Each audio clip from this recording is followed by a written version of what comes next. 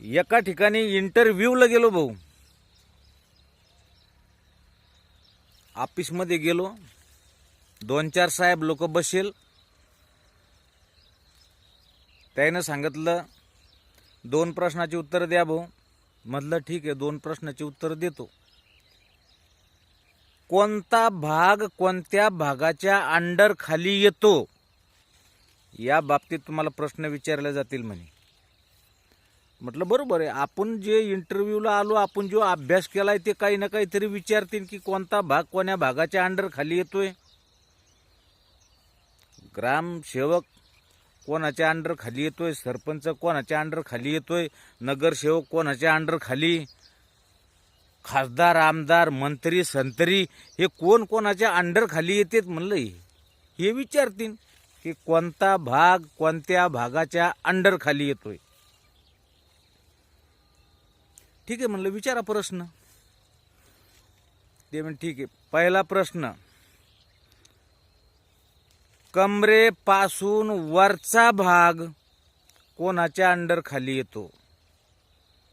बाबू म्हणलं चला हा कोणता प्रश्न आहे. अरे कोणता भाग कोण्या अंडर खाली येतो म्हणल्यानंतर बघ काहीतरी तलाठी काहीतरी ग्रामसेवक अमुक तमुक हे कोणत्या अंडर खाली येते हे विचारतील. यायनं ते निराच खेळ लावला. म्हणलं बघ कोणता भाग कोणत्या भागाच्या अंडर खाली येतो, तर त्यानं सांगितलं कमरेपासून वरचा भाग कोणाच्या अंडर खाली येतो.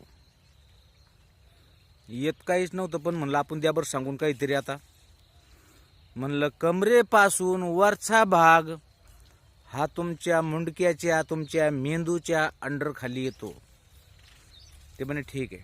आता दुसरा प्रश्न म्हणे. आता दुसरा प्रश्न असा आहे की दुसरा भाग कमरेपासून खालचा भाग हा कुणाच्या अंडर खाली येतो. आता घाबरलो.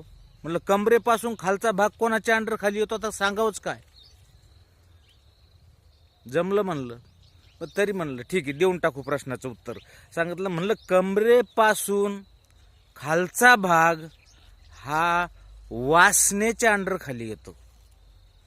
कमरेपासून खालचा भाग हा वासनेच्या अंडर खाली येतो, वासनेच्या भागाखाली येतो. त्या सर्वांनी अभिनंदन केलं. बसा म्हणे. योग्य उत्तर दिलं त्याबद्दल तुमचं अभिनंदन म्हणे.